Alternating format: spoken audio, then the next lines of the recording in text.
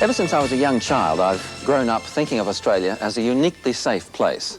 Lifeboat Australia, it's often been called. No foreign power has ever invaded this island continent, and mercifully, we've always been spared the horrors of total war. But in recent years, the development of long-range ballistic missiles has produced a situation in which no country on Earth is safe. Nuclear weapons could be falling on this country within half an hour of being launched from bases thousands of kilometres away. Although it can't be regarded as a major target, Australia still is a nuclear target nonetheless. The presence of American installations here makes that obvious. So, the concept of Lifeboat Australia, is it outdated? Does the very size of Australia and our small population give us a better chance of survival in the event of a nuclear war? Well, in this program, we look at the size and strength of the nuclear arsenals possessed by the superpowers and at some of the options that are available to us if we are to survive a Holocaust. Okay, we'll proceed to step 14. Step 14, for en route launch, support personnel notified. Will you please make that phone call? All right. Yes, Flight Commander, we have an execution message. Thank you. Notified. Step 18, computer circuit breakers on. They're on at this time.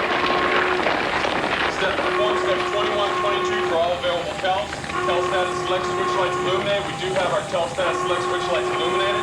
Our power is selected. We are operating on engine generator power at this time. WCS program status is okay for all selected TELs. Engagement authorized switch light pressed. I'm pressing the engagement authorized at this time. Okay, we have to execute Bravo 1, 2, 3, and 4 on mission 261. Battleplane authorization code is type. Battleplane selection previously accomplished. Destination of missile to have mission promoted. One all. We end up on Bravo 1, 2, 4. So I'll do that this time.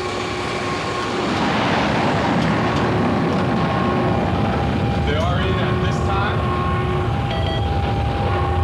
Missions are being loaded. We're waiting countdown.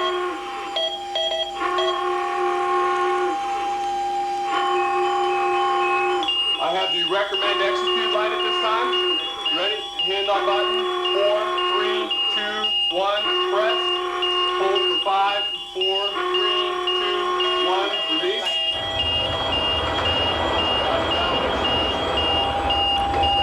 Bravo 1, launch initiated. Bravo 1, missile away. Bravo 2 has launch initiated. Bravo 2, missile away. Bravo 3, launch is initiated. Missile away. And Bravo 4. Launch is initiated at this time. Okay, they're all going. We have good missile ways at this time. We've completed the mission.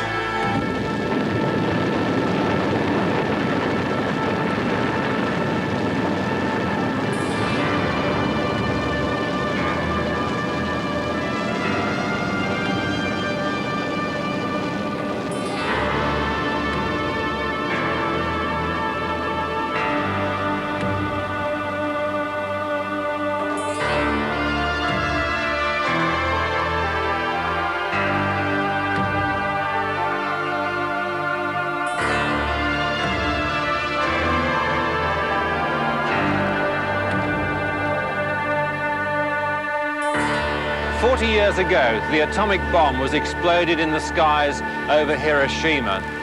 It was a relatively crude affair, equal in explosive power to about 1.3 kilotons of TNT. Today, both the superpowers are in possession of weapons thousands of times more powerful. I was a child in 1945, and like most people of my generation, I grew up with the threat of nuclear war. Tonight, we look at the technology of nuclear warfare, of weapons infinitely more powerful and infinitely more evil than the one that was dropped here in 1945. Also, in the event of an all-out nuclear war, what would be our chances of survival in Australia? By today's standards, the little man bomb dropped on Hiroshima was a crude device. It was dropped from an old-fashioned propeller-driven plane and detonated in the air.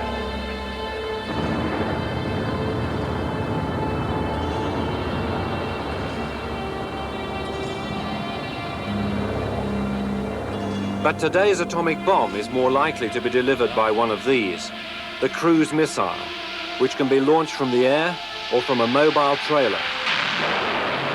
The cruise missile isn't really a missile at all. It's a small jet plane without a pilot, which is pre-programmed to fly along a fixed route to its target. 3 developments: the miniaturization of atomic warheads, the development of microelectronics, and lightweight, economical jet engines have made its very existence possible. The ground-launched cruise missile requires a fleet of heavy vehicles to operate it.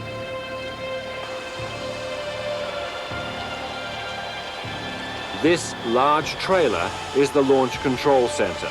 It is 17 meters long and contains the 2 launch operators. The second vehicle is the Transporter Erector Launcher. Inside are 4 missiles. In a war situation, the erector is elevated and the missiles fly straight out of the launcher tubes. And this is it, the ground-launched cruise missile made by General Dynamics, known as the Tomahawk, more popularly known as the Glickham.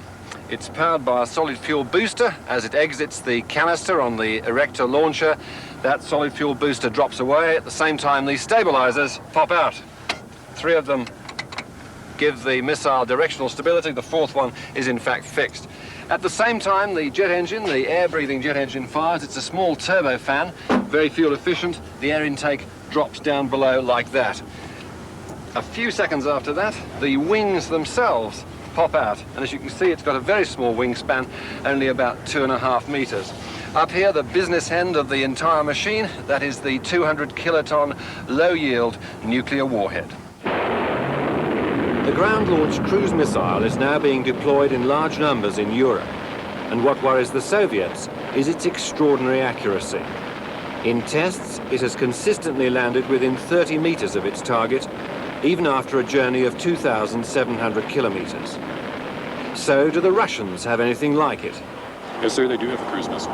As good as the Tomahawk, then? I honestly don't know that much about it, but I know it seems, the pictures I've seen, it even looks very similar to it. The cruise missile is the most deadly effective weapon in the American arsenal. But this is the trump card. The B-1B bomber made by Rockwell, the company which builds the space shuttle.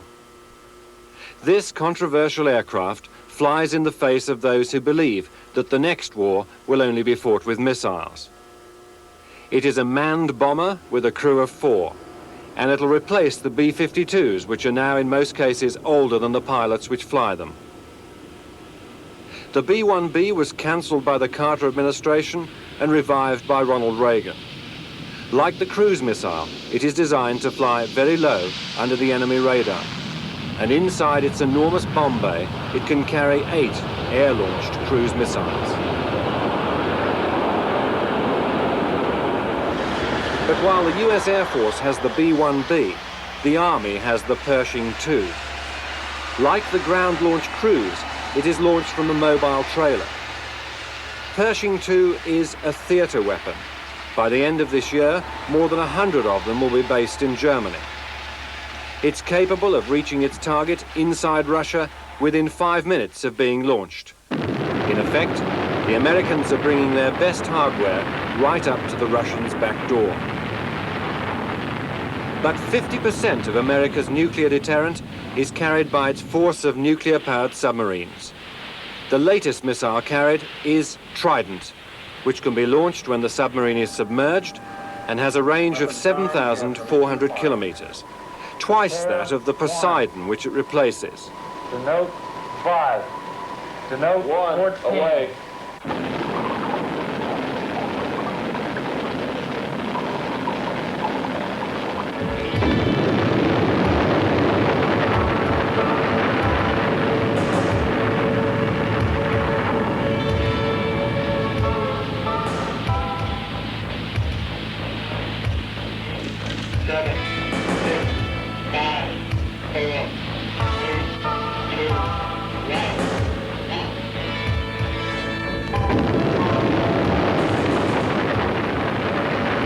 Probably the most controversial weapon in the US arsenal is the MX, or Missile Experimental, otherwise known as the Peacemaker. MX is a 4-stage intercontinental ballistic missile able to deliver up to 10 warheads to independent targets.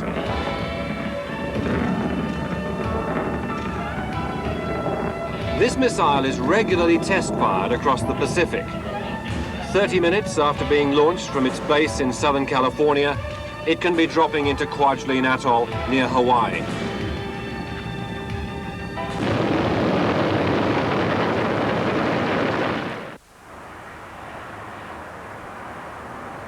If the Russians launched a missile attack against the United States, this is where that attack would first be detected.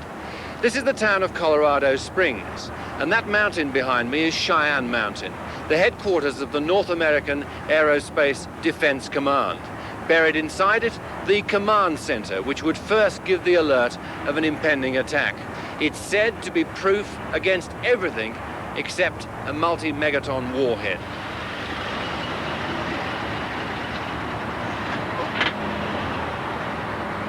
Good morning, sir. How are you? Pretty good. How are you doing today? Not bad. Okay, you here for this tour, sir? Yes, we're just going down into the mountain here. Okay, sir, I'll start checking your vehicle. Do you want me to open the hood? No, sir, I'll get it myself. Security at NORAD is unbelievably tight. As the signs displayed everywhere will tell you, use of deadly force has been authorized. In other words, if you don't do as you're told, they'll shoot you. At very least, they'll check your vehicle with mirrors.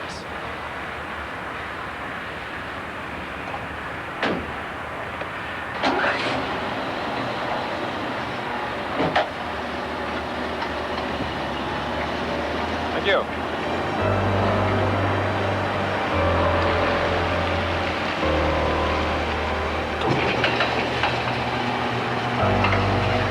And this is it. We're just about to drive inside the Cheyenne Mountain Complex, the headquarters of the North American Aerospace Defense Network. This tunnel going 500 meters right into the heart of the mountain.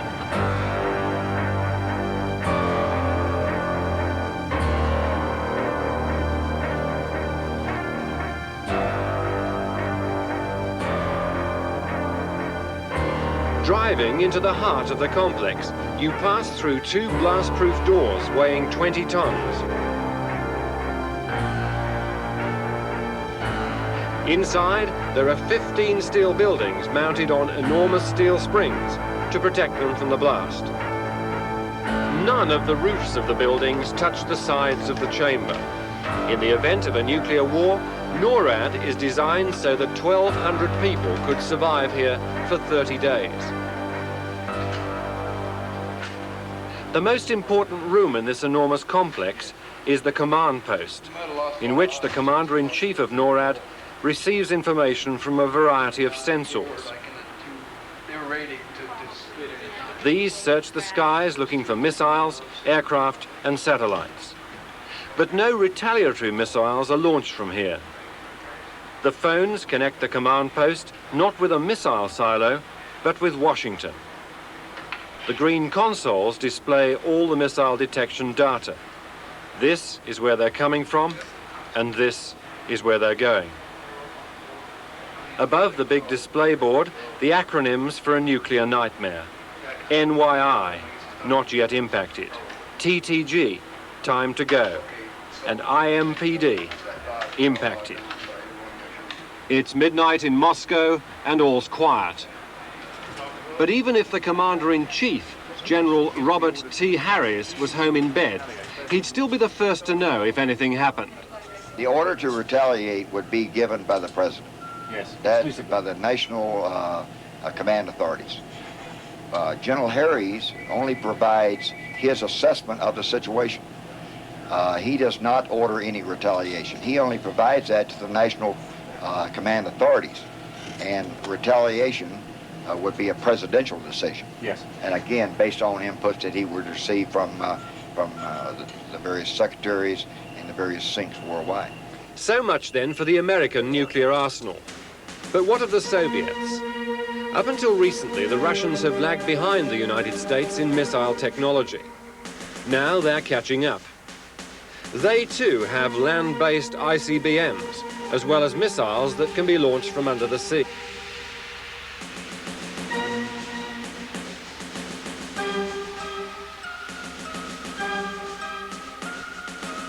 This is Blackjack, the Soviets' new manned strategic bomber, similar in size and configuration to the American B-1, and believed to have an intercontinental range. This is an artist's impression of the SSX-24 ICBM. Initially, it'll be contained in underground silos.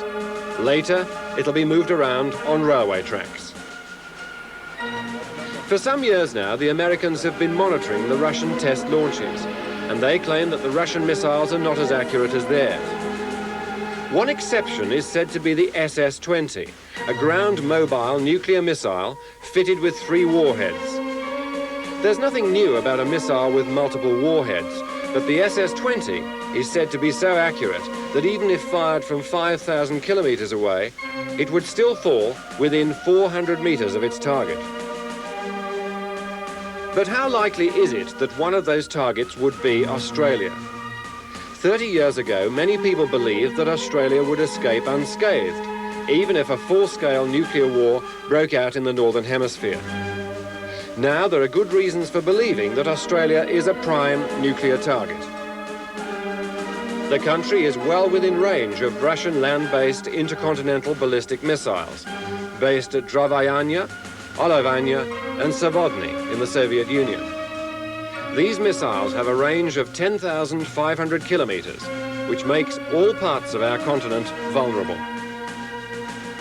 In addition, Russia is now basing jet bombers at the former United States base at Cam Ranh in South Vietnam. These too would bring Australia within range. And quite apart from that, Australia is highly vulnerable to attack from the submarines of the Russian Pacific Fleet.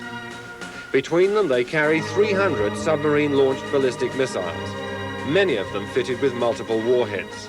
It sounds ridiculous to say this, but the Soviets probably don't think that they have enough nuclear weapons to spare to go on gratuitously targeting capital cities in countries like Australia around the world. And the reason for that is that they can't count on the fact that in a nuclear war they're not going to have a considerable proportion of their nuclear arsenal wiped out on the ground, submarines in port, or even some of the missiles in their silos.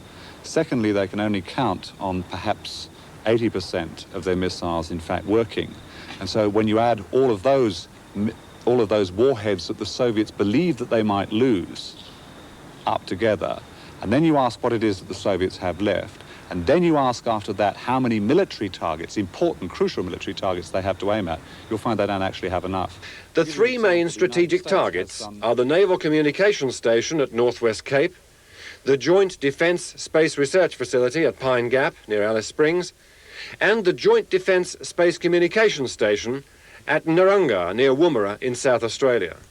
All of the 20 U.S. facilities, bases, which we have in Australia, will be targets because, you see, they provide the command and the control and the navigational facilities and the surveillance of the Soviet Union, which are an integral part of our nuclear war strategy against the Soviet Union. Well, I think it would be prudent for government to assume that there are some facilities in Australia which are targeted. These Northwest Cape, Pine Gap and Narungga are targeted. I think there is a possibility that the installation at Northwest Cape would be seen by the Soviet Union as being of diminishing importance in the light of changes in the pattern of deployment of United States ballistic missile submarines in the Pacific. So there's a possibility that that would decline as a potential target. But in my view, those would be the only nuclear targets in this country, and their impact on the general community is minimal. Would citizens in Australia get any warning at all of a nuclear attack? I doubt it. There's very little provision for such warning in Australia. If it came, it would come over the media. It only takes 6 minutes for a submarine-launched missile to reach an Australian city. Irrespective of wherever it is?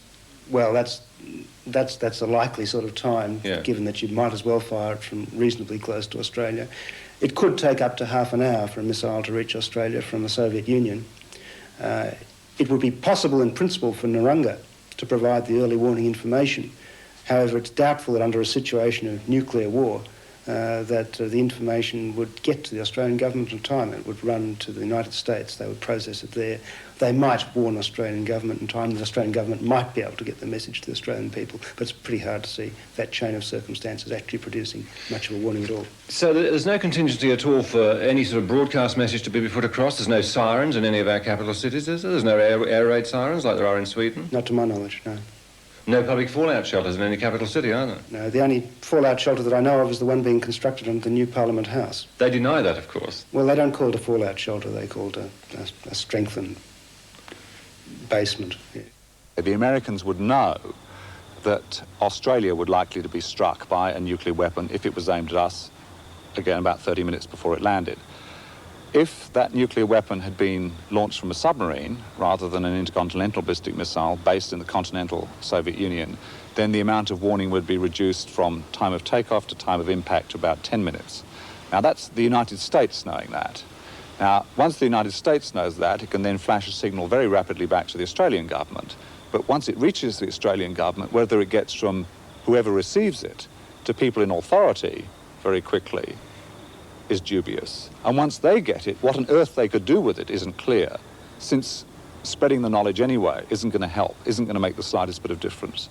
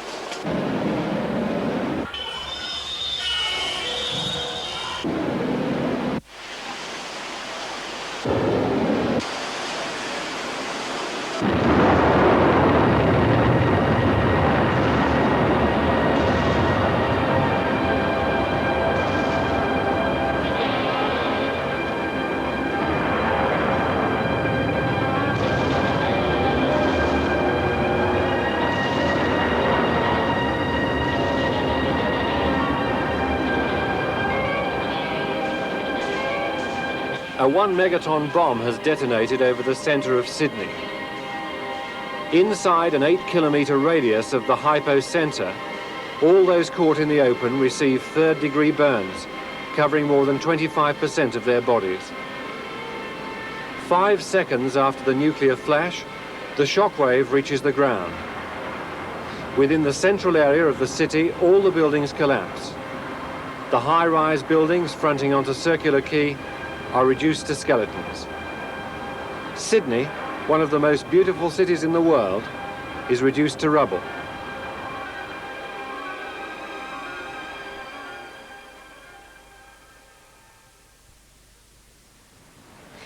Realistically, how many people would survive a 1 megaton airburst over the centre of Sydney?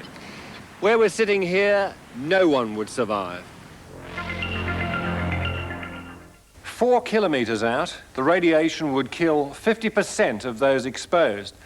That is assuming they'd not already been killed by the heat flash, the blast, or the firestorm that followed. Even at 5 kilometres from the epicentre, most concrete and brick structures would be destroyed and anything flammable would be set alight. Everybody living in suburbs like Mossman, Drummoyne and Woollahra would not survive. Well, let's now move further out, 21 kilometres from the GPO, say at Auburn, Bankstown and Turramurra. Even out here, people who looked at the fireball would be blinded, and radiation doses would probably claim those who weren't affected by blast, heat or flying debris. How safe then would people be 100 kilometres away from the explosion, say in the Blue Mountains at Katoomba, at Mittagong in the south, or at Swansea in the north? Well, even there, 50% of the population would receive a lethal dose of radiation within the first few days. What counts as a lethal dose of radiation? Well, the unit of radiation exposure is known as the sievert. Those who are exposed to the largest doses of radiation have usually already been burned or crushed to death. A dose of 50 sievert, however, would usually result in death within 2 days. Nearly 4 million people live in the city of Sydney, and although some of these high-rise buildings in the city centre might offer some protection from nuclear blast, there is no large public fallout shelter in Sydney, neither, as far as we could discover, are there any plans to build one. But even if there is no public shelter in Sydney, a federal government body known as the National Nuclear Fallout Shelter Survey Team believes that some of these buildings would offer protection, particularly their basements or lift corridors. The list includes the Australia Square Tower, Qantas House, Wynyard and Town Hall stations, the Institute of Technology in Broadway, and, strangely, Grace Brothers Store in Chatswood. And it's the job of this man to assess buildings as to whether they're proof against radioactive fallout. Well, Bert, just in this building, your building, the one where you work, how proof is down below there in the car park against fallout, in your opinion? Well, this is pretty typical of most modern office buildings in that it has several basements which are completely below ground, and they would offer very good protection from fallout.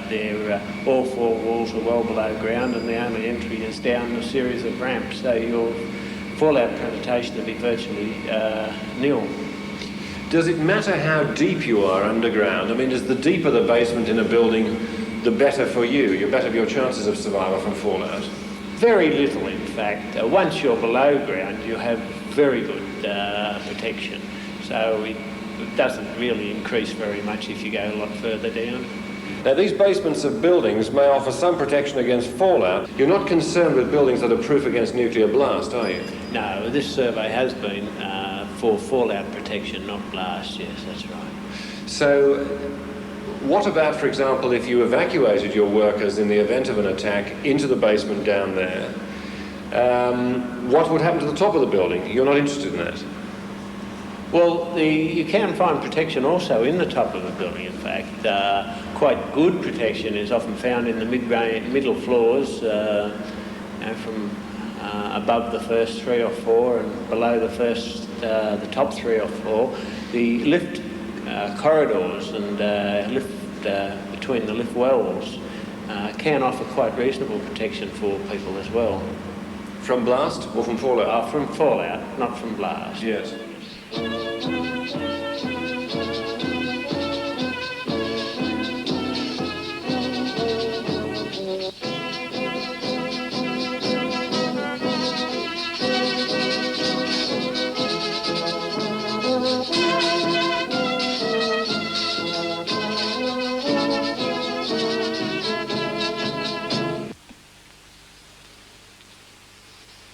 Oh Lord, give us the strength. Help us to understand the reason for this madness on earth, the reason why we have destroyed ourselves. Give us the courage to bear thy will, and when the end is upon us, give us thy hand and show us the way, that we may better understand that only you can give and only you can take away. Forgive those of us who are weak, as we forgive each other. For Jesus' sake, amen. The radioactive cloud has already drifted south to take Brisbane. Finally, the end of the world comes to Melbourne, with suicide pills for every man, woman and child. More realistically, the experts believe that there would be many survivors, even if Australia itself was targeted in a nuclear war. But how would our emergency services cope with those survivors? We've got to have people trained in rescue operations. We've got to have people that understand first aid and caring for the wounded. We've got to have people that can operate communications. And this is what the state emergency services do in each state of the Commonwealth. There is a nucleus organisations there that should be expanded so that we can cope with a major disaster, either a natural disaster or a war type of disaster. But this is my complaint, because there's practically no effort being made to do that. What is our current expenditure on civil defence in Australia? Oh, I'm not sure of the absolute amounts on that. It is probably slightly less than it ought to be, both in terms not only of the sorts of issues that we've been talking about, but the things that they actually have to deal with in the area of natural disasters, which is what a considerable amount of our activity is concentrated on, because that's a problem that we confront every summer and winter in many parts of Australia. But less than it ought to be is the sort of common experience of just about every government department as it goes into budget bids. But I think in that context, we're addressing it about as responsibly as we can. Well, the total defensive vote is $6,538 million in this current year. And of that figure, less than 0.01% is devoted to civil defence. That's 1/10 of the cost of an F-18 fighter. In other words, when we get the F-18 fighters and one Prangs, we will have lost 10 years' vote to civil defence. Now that's indicative of how much effort the politicians are putting on civil defence in this country. And the government, on the one hand, has said that, yes, indeed, there is a risk. It's a finite risk. We don't know exactly what it is. We think it's a small risk that these facilities may be targeted. On the other hand, having agreed that there's a risk, they're doing nothing about it. There are no fallout shelters being built. There are, as far as I know, no contingency plans for what to do in the event of a nuclear attack. And I think there ought to be. And I think that precisely by doing that, the government will be on the one hand responsible, and on the other hand will be raising the issue in a way that it really hasn't been raised for the people who live in that area. If you go out to Alice Springs and talk to people up there, they're not in the least bit worried about nuclear war. They should be. Well, you have to make an assessment of what the threat environment is with your best efforts. And our assessment is that there would be no attacks on Australian population centres. That is not simply based on merely the assurances that are given from time to time by the superpowers that they don't target population centres unless they're close to military facilities. You don't take anything that the superpowers say at face value, except when, from your perception, it agrees with a reasonable assessment of their own interests. So we take it from not only just on the basis of that assurances, but our own analysis of what would be the likely ways in which they'd fight a nuclear conflict. And on the basis of that analysis, we would assess that Australian cities would not be targeted. Therefore, expenditure in that area would be a waste. If these people that were out with banners campaigning for peace were to divert their effort towards the government to have more money diverted for their own protection in the event of a war, we might get somewhere. But there's no pressure group, there's no pressure on the government to make funds available. It is, quite frankly, a national disgrace. Paul and Patty know this. No matter where they go or what they do, they always try to remember what to do if the atom bomb explodes right then. It's a bomb. Duck and cover. Here's Tony going to his Cub Scout meeting. Tony knows the bomb can explode any time of the year, day or night. Duck and cover. Attaboy, Tony. That flash means act fast. Nuclear survival, 50s style. This American government film gives a chillingly optimistic view of how to survive a nuclear attack. Duck and cover. That's the first thing to do. Duck and cover. First, you duck. And then you cover. You duck and cover. Tight. Duck and cover. The plain fact is that caught in the open, most of these people would be burnt where they lay. Duck and cover. Duck and cover. Duck and cover. Duck, duck and cover. Duck and cover yourself. Duck. Realistically, how many people would survive a nuclear attack on Sydney? Even if they survived the heat flash, the radiation and the blast, who would be available to treat their terrible injuries? There are approximately 3,500 doctors working in metropolitan Sydney. It's estimated that at least 1,000 of these would die within the first moments of the blast. Of the 8,600 nurses working in Sydney, more than a third would be killed. This severely reduced medical team would have to deal with between 250,000 to 500,000 seriously injured people. There is no contingency anywhere in Australia for emergency medical services, proof against fallout and blast. But in Switzerland, a country with a sophisticated civil defence programme, every new house must have a built-in fallout shelter.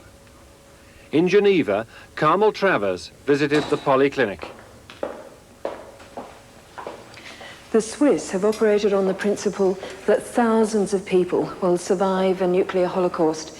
So in order to provide the appropriate facilities, the entire shell of the shelter is protected from any radioactive fallout. The precipitation from the atmosphere to the ground of radioactive particles that will occur within hours or days of the actual Holocaust will not affect any occupants of this particular shelter. Within protected operating theatres, facilities such as X-rays, sterilisation equipment procedures, laundering of surgical gowns are all possible within the four walls of the shelter. In short, hospital facilities, which would be the envy of many countries, even in peacetime, are here and ready for the Swiss to survive the Holocaust. In Switzerland, much of the electrical equipment in fallout shelters and underground first aid posts is proofed against EMP, electromagnetic pulse. When an atomic bomb is detonated, there is a surge of electrical energy, enough to burn out most electrical equipment.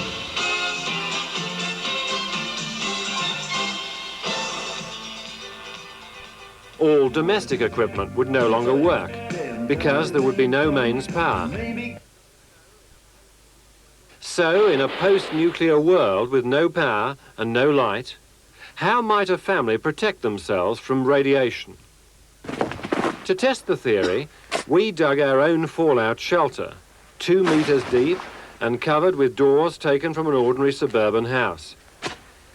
The shelter was built to the specifications laid down in British and American civil defence pamphlets. To survive the fallout, you'd need to spend a minimum of 2 weeks underground.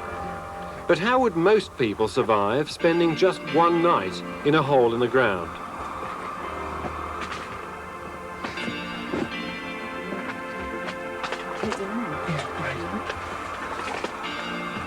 It smells a bit musty, doesn't it?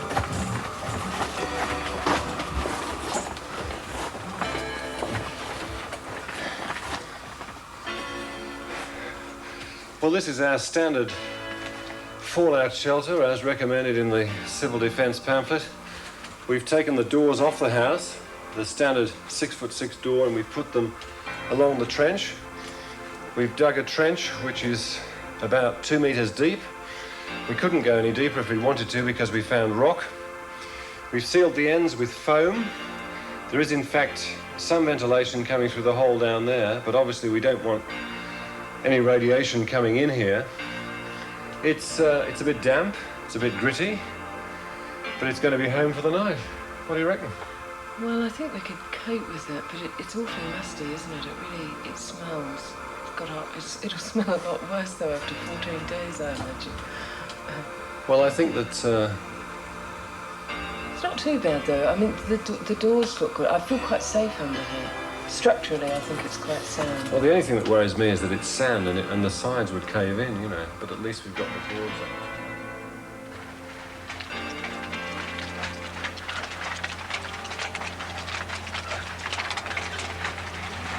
Oh, no. Oh, God, it's raining. Goodness. Well, it's nice to be out of there, thank you. Oh, dear.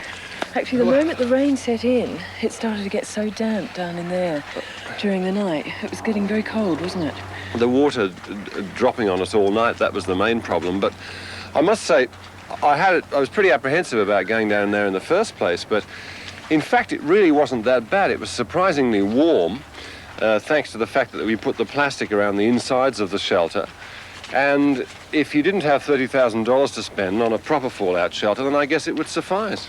The only thing that I'd say was that it's so dark down there, you've got no idea of time, and after about 24 hours, I think you'd get awfully depressed, as well as the psychological thing of what's been happening above the shelter, and that'd be very hard to deal with. Well, that was just one night, of course.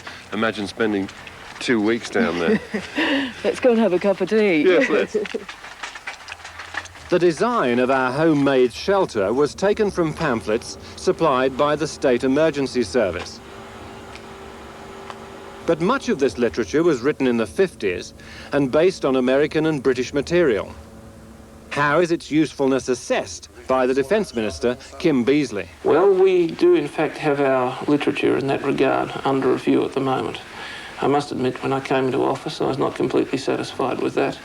And we, on consultation with the head of the NDO, they've decided to review that literature, and that ought to be published hopefully a bit later this year.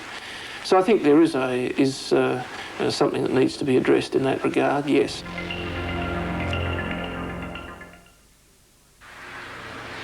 There are few private fallout shelters in Australia. Those who can afford to build them and secure planning permission from the council are reluctant to advertise the fact. The one exception is this large demonstration shelter built in Melbourne. Well, this shelter is clearly a good deal more sophisticated than those recommended by the civil defence authorities, a hole in the ground with 3 doors over it. Over here, 300mm thick reinforced concrete walls, the roof 400mm thick reinforced concrete, and above that, 1 metre of earth.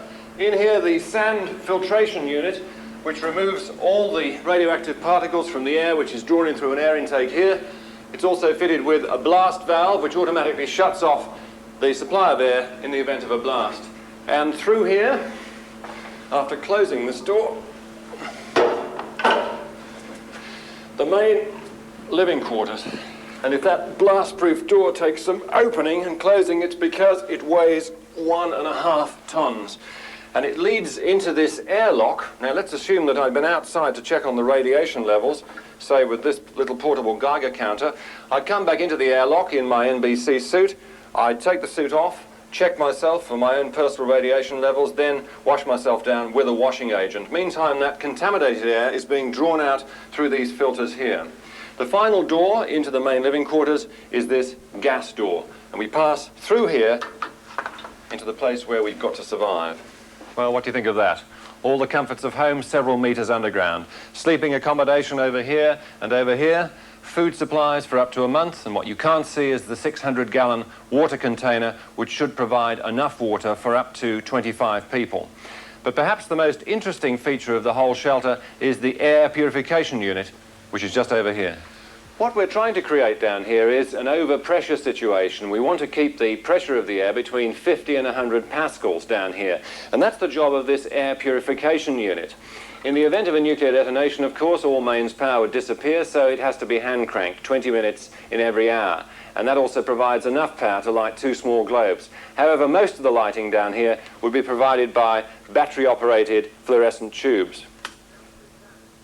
The shelter is lavish by any standards, with adequate food storage.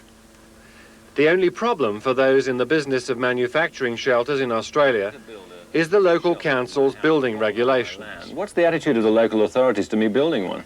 Well, this is a very dark area at the moment because there are no building regulations governing fallout shelters. The shelter we have here is the only one with a building permit in Australia.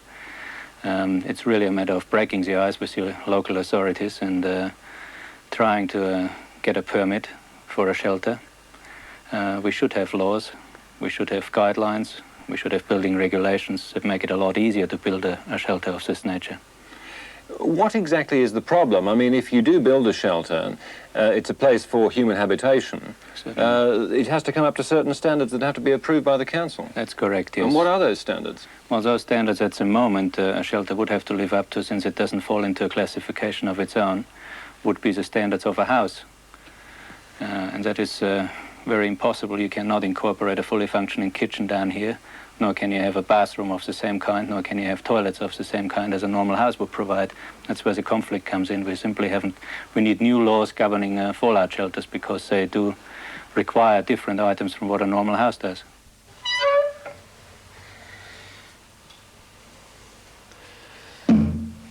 This shelter is also fitted with an emergency exit because in the event of a war, that main entrance could become blocked by fallen debris. And after you'd been down here for a month, it might be time then to rejoin the real world, or what's left of it. But while Australia remains ill-prepared for nuclear war, most European countries have some contingency plans. The most widespread danger from nuclear explosions is fallout. Fallout is dust that is sucked up from the ground by the explosion. Fallout can kill. This British government film advising people to stay indoors will be shown on British television in the event of an impending nuclear war. If you leave your home, your local authority may take it over for homeless families. And if you move, the authorities in the new place will not help you with food, accommodation, or other essentials. You are better off in your own home. Stay there.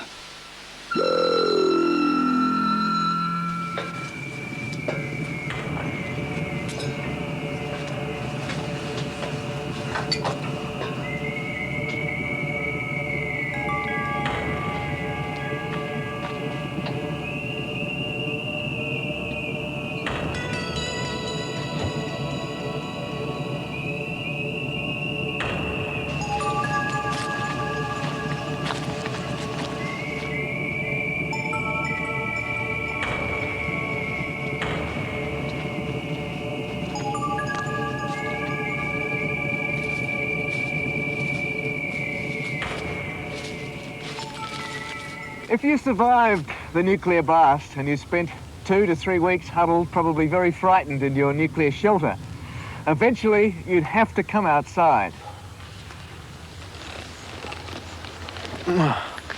Just as difficult to get out of as it is to get into.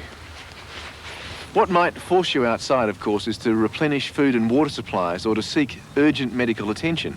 Obviously, doctors are not going to make house calls. And to go outside, you're going to need a suit like this. It's a NATO NBC suit, a nuclear, biological and chemical suit. It's not actually proof against radiation because only soil or wood or steel or concrete will actually protect you correctly. But at least it'll enable you to move around when the radiation levels are down to tolerable limits. And you'd know that by using this portable Geiger counter, basically. And that enables you to read up to 500 rads. Now, of course, you'd be dead very shortly if you were moving around in 500 rads. And this can be used also in the shelter via an extender probe so that you can find out before you make the excursion outside what the radiation levels are like. And while you were moving around, you would also take readings with this, which is a portable dosimeter, and that's calibrated up to 200 Roentgens. And if you saw that the Roentgen levels were moving up dramatically, you'd beat a hasty retreat back to the shelter and hope that you hadn't picked up a fatal amount of radiation. So from the overboots up, the entire NATO protection suit, including the Geiger counter and the dosimeter and the gas mask, will cost around $900 Australian. But don't expect to be able to buy it at your local army disposal store. At this warehouse at Wellingborough in England, a former funeral director, Tom Butler, runs a business specialising in survival gear. Everything from blast valves to fallout shelter doors.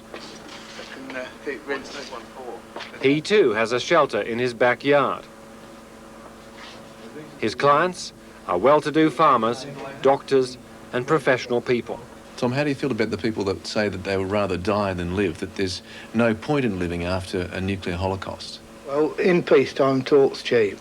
You know, people say I'd rather die than live to me, and they'll stand in front of the window, they'll take pills, they'll shoot themselves, they go down the pub and have another drink and forget it. Like I say, in peacetime, talk's cheap, but when it comes to reality, there'd be sheer panic, and they would all be trying to save the children. In a peacetime situation, like I say, that they go down the pub and have another drink and they think they've dealt with the subject and then they dismiss it and never think about it again. But they're sticking their heads in the sand, really. I don't think it's if there'll be a nuclear exchange. I think it'll be a matter of when, not if.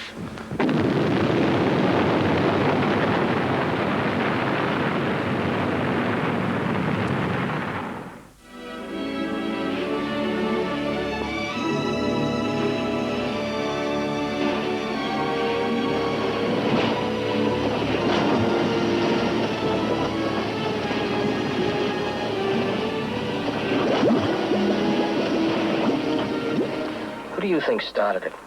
The war? Albert Einstein. You're kidding. Do you really want to know who I think started the war? Yeah. Why? Well, you're an egghead, aren't you? Who would ever have believed that human beings would be stupid enough to blow themselves off the face of the earth? I don't believe it even now. Well, we didn't want a war. We didn't start it. Come on now, how did it start? The trouble with you is you want a simple answer. But there isn't any.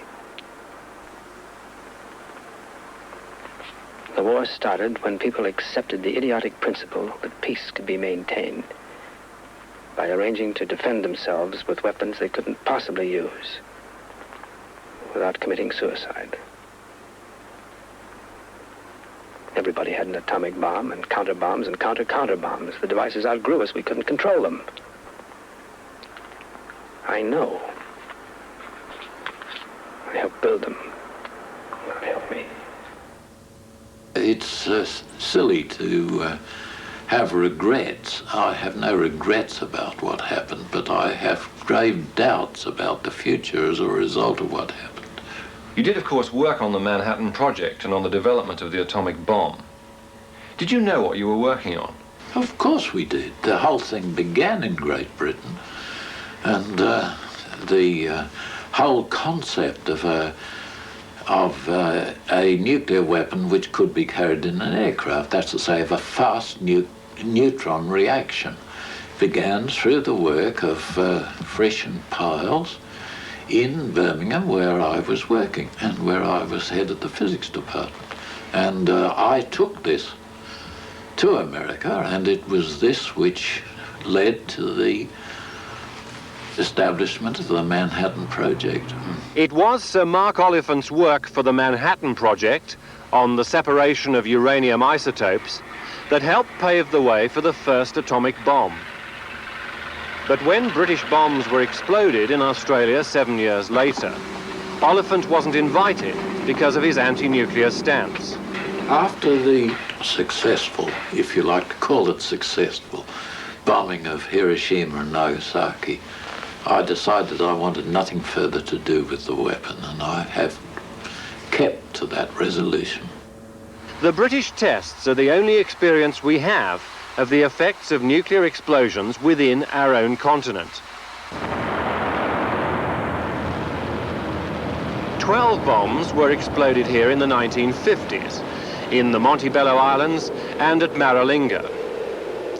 By modern standards, they were dirty bombs, producing high levels of radioactive fallout. But the only city to feel any effect was Adelaide, where there was an increase in the background level of radiation.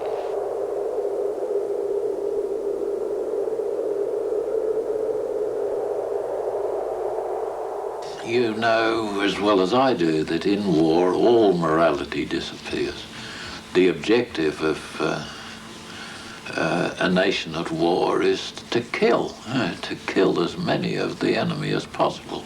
Now, quite apart from the 3 main American installations in this country, do you seriously regard our major cities as potential nuclear targets? Do you think that they would leave the cities alone when there are 70 or 80,000 nuclear warheads now in existence in the world?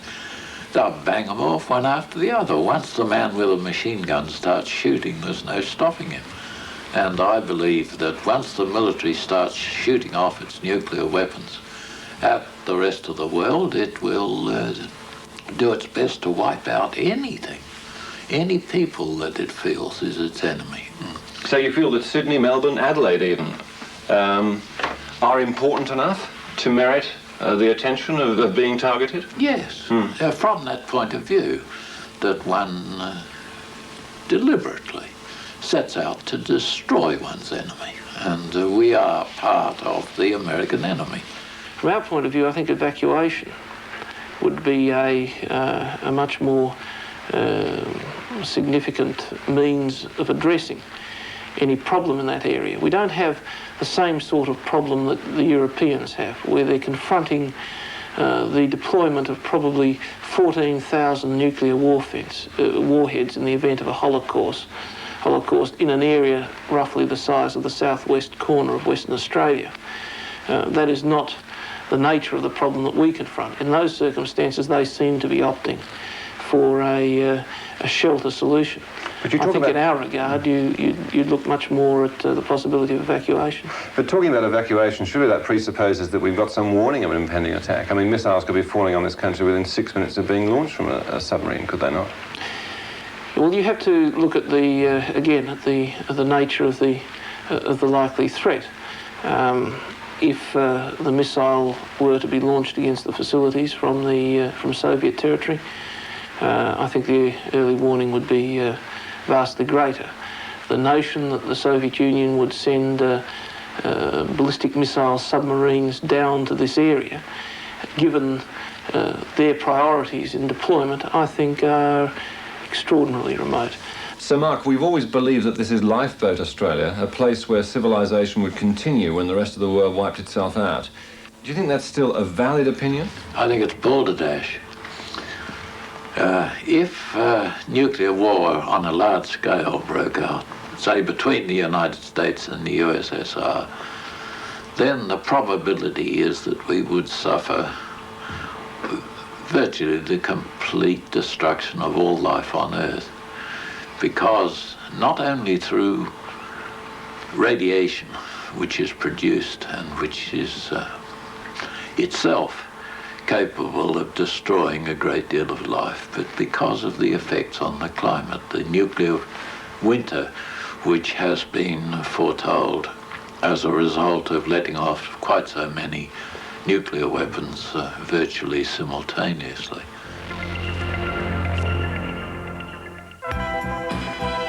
But is Australia still Lifeboat Australia?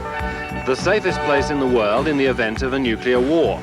A refuge for the remains of human civilization? The answer appears to be a qualified yes. The enormous size of Australia and our small population means that we'd certainly be in a better position than those in the Northern Hemisphere. Australia has abundant food supplies. We're a major exporter of grain, which in the event of a Northern Hemisphere war could be used for home consumption. But what then would be the effect of the so-called nuclear winter in Australia?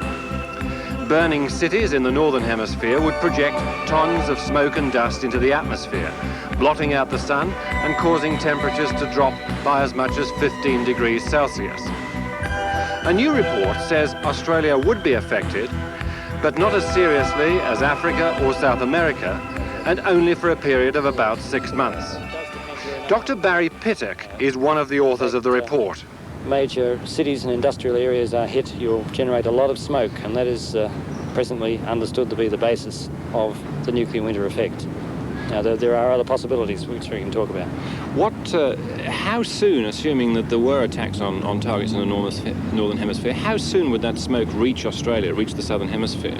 The computing model results now are suggesting that smoke from a war fought essentially north of 30 degrees north latitude would reach 30 degrees south latitude within 2 to 3 weeks.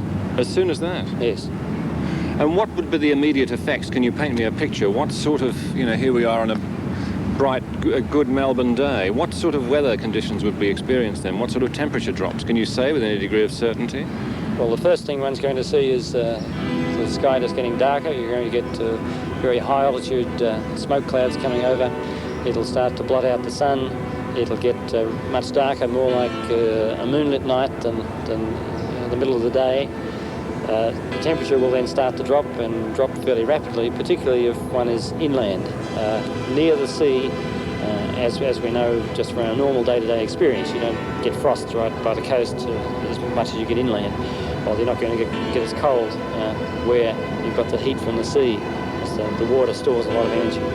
But certainly in the inland areas, you're going to get temperatures going down during the day, like what happens on a frosty night.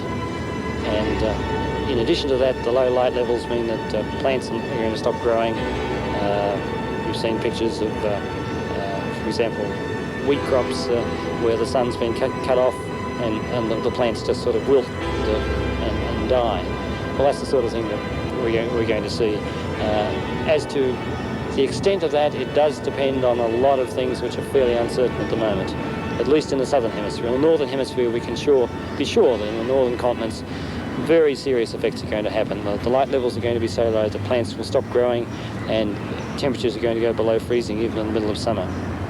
Here in the south, it does depend on the time of year the war is fought. If it's fought in spring or summer, then more smoke is going to move south, and it depends on the size of the war, how much smoke there is. But if we get fairly large amounts of smoke, then we could go down below freezing, certainly in our winter, and probably even in the summer in some circumstances. The nuclear winter scenario has been contested by some experts. But how seriously Australia would be affected really depends upon whether or not the country was targeted. Sir Frederick Warner is head of an Essex University unit inquiring into the environmental consequences of nuclear war. Because the things that are expected from an exchange in the Northern Hemisphere are, first of all, the destruction of military targets, the destruction of industrial targets, and the destruction of cities, with the kind of immediate deaths that would follow from the effects which we know from the bombs which have been exploded in Hiroshima and Nagasaki. The World Health Organization has done a study in which they have predicted that a major nuclear exchange could result in immediate deaths between 100 million and 1,000 million in the Northern Hemisphere. Now, you wouldn't have that in the Southern Hemisphere because you're not expected to be targeted. Nevertheless, how soon would we feel the nuclear winter effect down here, if at all? Well, I would always qualify the use of the term nuclear winter. It is an expression which has taken hold because of some of the earlier predictions that were made and are still being made, that the temperature changes could be very severe and that they could give a lasting period, certainly throughout the Northern Hemisphere, of what corresponded with a winter.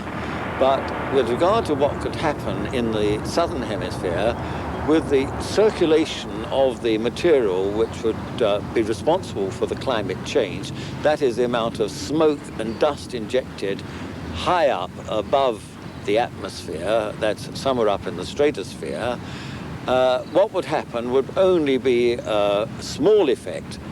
And that's not to say that it could not be a critical effect in the Southern Hemisphere, but would not amount to this very deep nuclear winter which people have been talking about.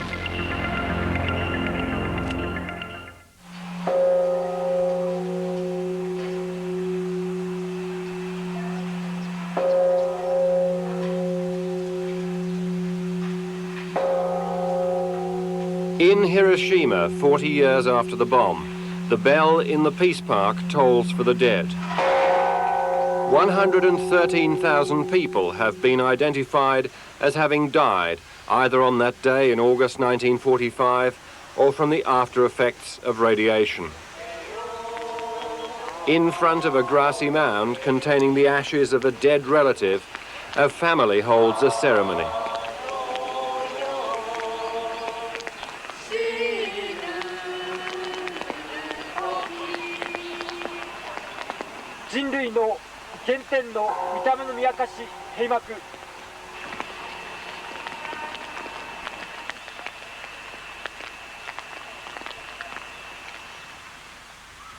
It is April and the cherry blossom is in bloom. A light rain falls on Hiroshima, a pleasant provincial city. It rained here in 1945, but the rain was black and contaminated. Today there is little evidence of the horror and destruction. Only the Peace Dome, the industrial promotion hall, stands as a reminder. Miraculously, it survived the blast quite well, unlike Hiroshima's many wooden buildings. After the bomb went off, thousands of people made their way down here to the water's edge. Most of them were suffering from the most appalling burns and a parching thirst. They drank the water, they fell into the water, and many of them died there. The river was full of bodies.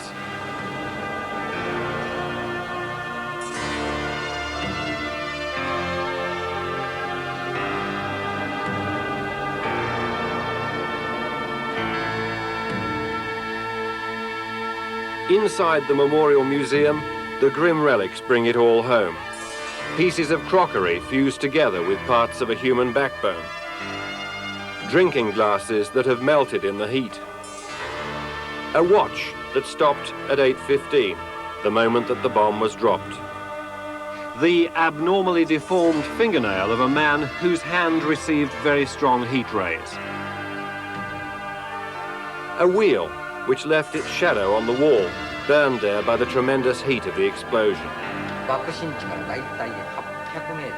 And the extraordinary testimony of a man who survived, Mr. Yoshitaka Kawamoto, the director of the Hiroshima Memorial Museum, was sitting in the classroom of his school, 800 meters from the hypocenter. Mr. Kawamoto was a schoolboy of 13.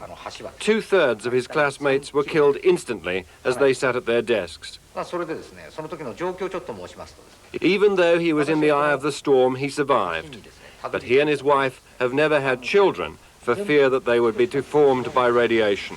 そうですね、一瞬のですね、光を目の前に感じてですね、何が起こったか分かりませんけど、気がついたらですね、建物は一瞬のうちにスプレーされても、大体35トンぐらいの重圧がかかっていると思います。そのためにですね、何が起こったのか分からんのですが、身動きができない状態で気がつきました。多分ですね、30分ぐらい気絶しとったんだろうと思います。その時気がついてですね、気がついたことは何かと言ったらですね、生きている同僚がですね、友達がですね、学校の校歌を歌っておりました。その友達も全部下敷きになってるはずです。その校歌を歌っているのに気がつきました。私も多分大きな声で校歌を歌ったと思います。じゃあどういう状況にあったかといや、広島のね、上空を含めてその薄暗い中にですね、頭の上にね、竜巻がこう舞い寄るんですよね、上空は。そしてそれの中に原爆の火がね、こう入って、まあ考え方によっては非常に綺麗なんですよ。非常に大きな竜巻がですね、上を舞ってたと。そして広島の上空はまあダークですよね、薄暗いというまあ状況だったと。そしてもう建物と一切見えない。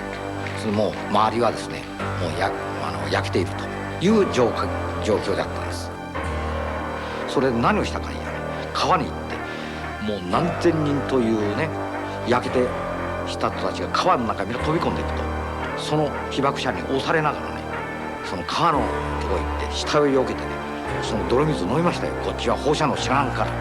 そうして顔を上げた時にね、流れるそのね死体を見てね、本当に恐怖感があります。それで逆にね、土手をよじ登って多くの被爆者が死んでるその土手でね、空見上げたらね、雲がこうね上回って上がってると。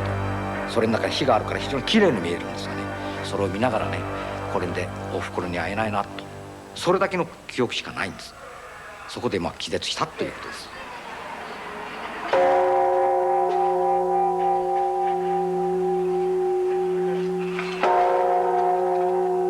I don't believe that the ordinary people of the world would, if they were given the chance, would vote to destroy themselves. Whether they're Chinese or Russian or American or British or European or Australian, they would all vote for life. Everything we've said about the effects of nuclear war in tonight's program is purely speculative. No one really knows. Not the academics, not the nuclear strategists, not the scientists, not the politicians.